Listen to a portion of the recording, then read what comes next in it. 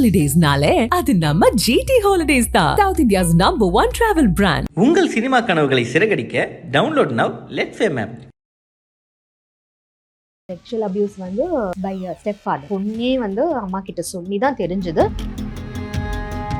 ஒரு நாள் நைட்டு வந்து அவர் இது மாதிரி எனக்கு அபியூஸ் நடந்தது. I was like frozen. எப்பயுமே ஒரு அபியூஸ்க்கு வராங்க, அது கிட்டோட கரண்ட் மைண்ட் வந்து எப்படி இருக்குன்னு நம்ம தெரிஞ்சுக்கணும். ஃபாதரும் வந்துட்டு அது மாதிரிலாம் செக்ஷுவல் அபியூஸ் இருக்கு.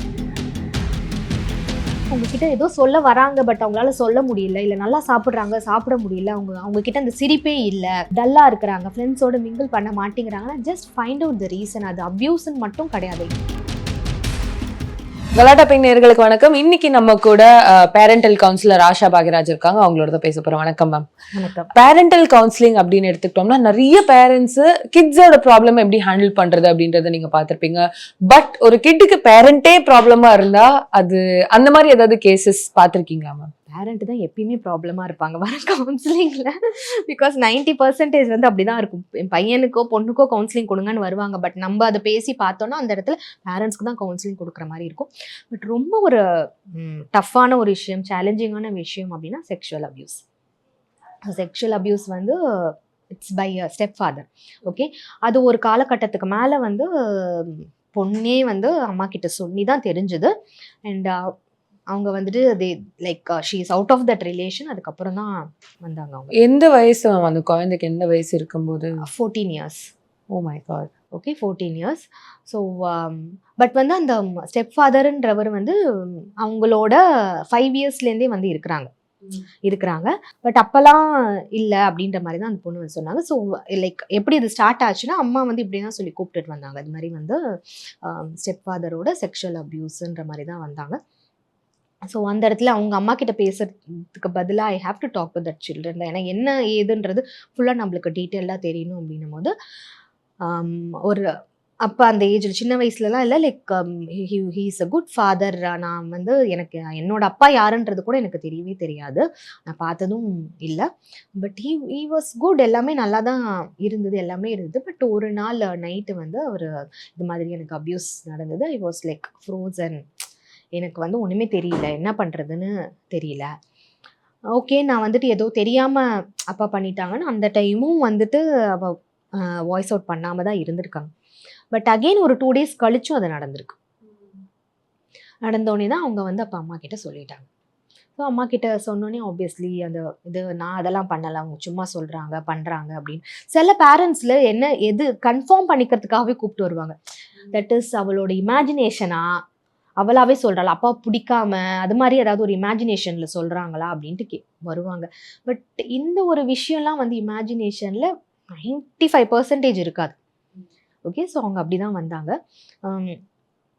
அவங்க வந்து அந்த அபியூஸ் பற்றி பேசிகிட்டு இருக்கும்போது இன்னொன்று சொன்னாங்க. எனக்கு நான் கஷ்டப்பட்டேன் அப்படின்றத விட அம்மாக்கும் அப்பாவுக்கும் ஒரு பியூட்டிஃபுல் ரிலேஷன்ஷிப் இருந்தது, அது என்னால் ஸ்பாயில் ஆயிடுச்சுன்றது எனக்கு ஒரு கில்ட்டி கான்ஷியஸாக இருக்குது அப்படின்ற மாதிரி தான் சொன்னாங்க. நான் சொன்னேன், தட் இஸ் அம்மா is out of that relation.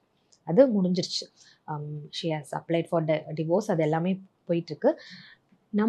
நீ உன்னை பற்றி தான் நீ யோசிக்கணும் அப்படின்ற போது அவங்க திருப்பி அகெயின் ஷி ஆஸ்க் லைக், நான் அதை வந்து வாய்ஸ் அவுட் பண்ணது கரெக்டு தானா ஆண்டி, தப்பு இல்லையா, நான் எங்கள் அம்மா பற்றி யோசிச்சிருக்கணுமா, இல்லை நான் மட்டும் அங்கேருந்து வெளியில் வந்திருக்கலாமா, பண்ணலாமா? நான் சொன்னேன், நீ வெளியில் வந்து என்ன பண்ணுவேன்?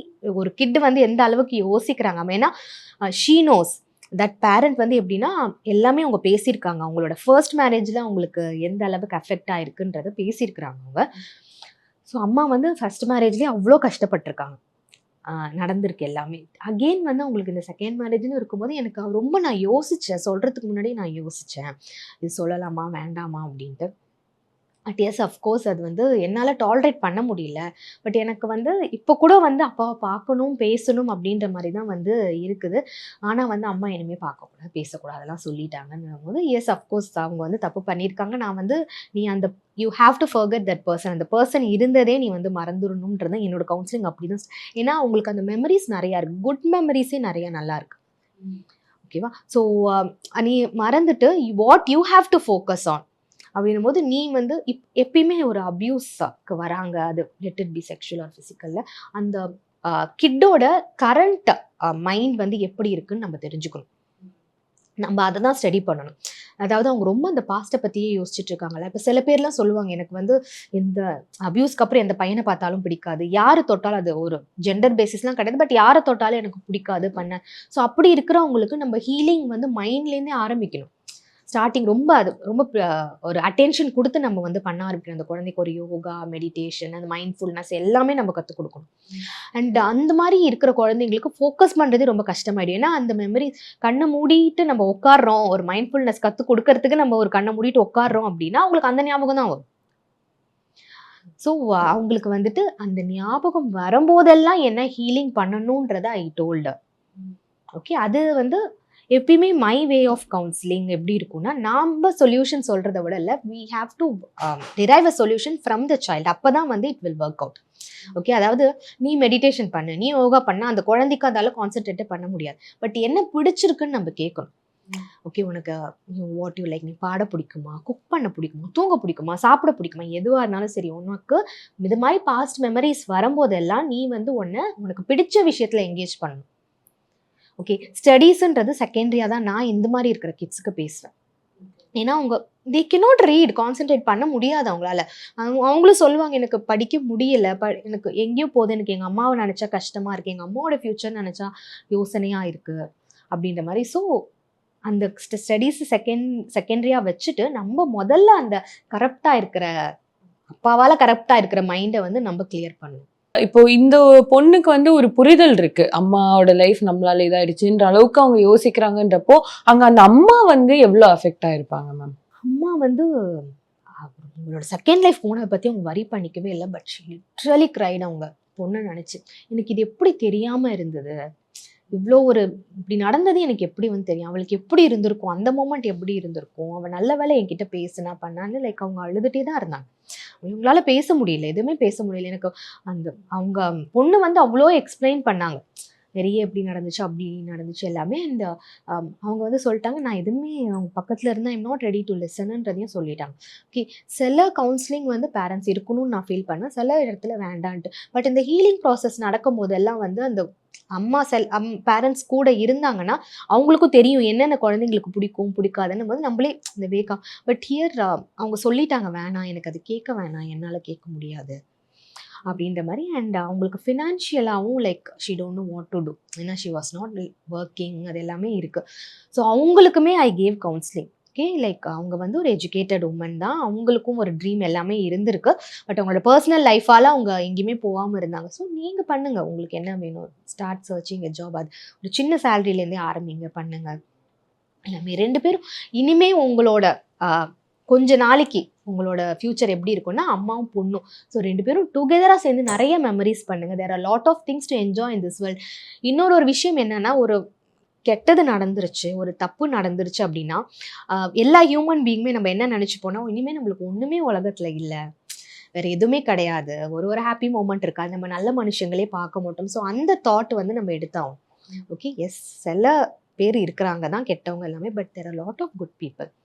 Okay, make some good friends, நல்லா இது பண்ணுங்க, வெளியில போகுங்க, பேசுங்க. நீங்க 2 பேரும் டிஸ்கஸ் பண்ணாம எவ்வளோ இருந்திருப்பீங்க. டாக் அபவுட் ஹர் ஃபியூச்சர், அவளோட ஃபியூச்சர் ட்ரீம் என்னன்னு கேளுங்க, அதுக்கு சப்போர்ட் பண்ணுங்க. ஓகே, உங்களுக்கு ஆஸ் அ இண்டிவிஜுவலா நீங்க யாராவது நல்ல மனிதர்களை மீட் பண்ணியிருப்பீங்க உங்களோட ஸ்கூல் டேஸ்ல, அதை பத்திலாம் அவங்க கிட்ட பேசுங்க, அப்பதான் அவங்களுக்கு தெரியும். ஓகே, அது இன்னும் ஒரு மேலா இருந்ததுன்னா ரொம்பவே நல்லது. உங்க ப்ரொஃபஸரை பத்தி நீங்க பேசலாம், டீச்சரை பத்தி பேசலாம், இல்லைன்னா உங்க அப்பாவை பத்தி பேசுங்க, அவங்க தாத்தா பத்தி சொல்லுங்க, எப்படி எல்லாம் இருந்திருப்பாங்க, பண்ணுவாங்க, உங்களுக்கு எந்த அளவுக்கு சப்போர்ட் பண்ணாங்க அப்படின்ற. அந்த இடத்துல உங்களுக்கு கொஸ்டின் இருந்ததுன்னா, அப்போ எங்க அப்பா பத்தி பேசினா அவங்க அப்பாவை மிஸ் பண்ண மாட்டாங்க. அஃப்கோர்ஸ் ஒரு 2 டைம் மிஸ் பண்ணுவா.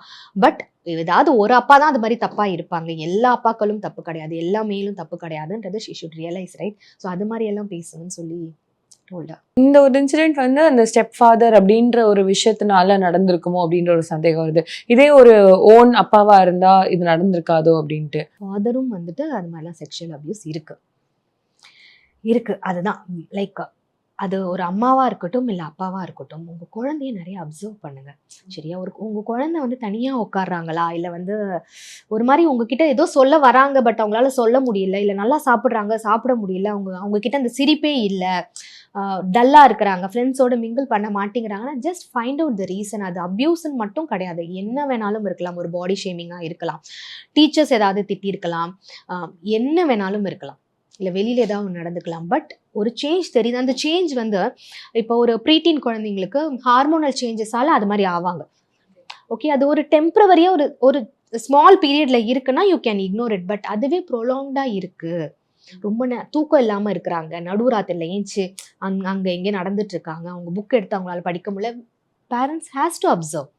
அப்படி இருந்ததுன்னா இம்மீடியட்டாக உங்களோட அங்கே அவங்களுக்கு சப்போர்ட் தேவைப்படுது.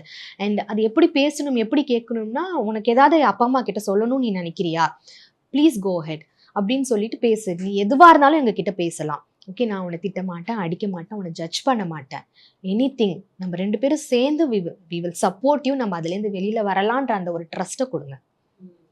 அப்போ தான் குழந்தைங்க ஓப்பன் அப் ஆவாங்க.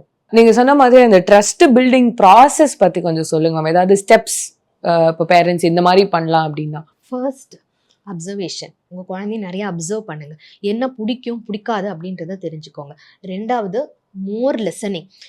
பேசுனதே சின்ன பசங்க பேசுனதே 100 வாட்டி பேசினாலும் ஹாவ் தட் பேஷன்ஸ், லிசன் பண்ணுங்க. That is very very very important. Okay, in case உங்களுக்கு மூட் ஸ்விங்ஸ் இருக்குது, உங்களுக்கு வந்து ஆஃபீஸ் ஒர்க் இருக்குது, நீங்கள் குக்கிங் பண்ணுறீங்கன்னா tell your child give me 10 minutes, ஒரு 10 நிமிஷம் கூட, 1 மணி நேரம் கூட, அம்மாவுக்கு மைண்ட் சரியில்லை, இல்லை அம்மா குக் பண்ணுறேன், அம்மாவுக்கு ஆஃபீஸ் கால் இருக்குது, ஐ வில் பி பேக் அகெயின்றது அந்த குழந்தைகிட்ட சொல்லிட்டு, யூ ஷுட் பி பேக்.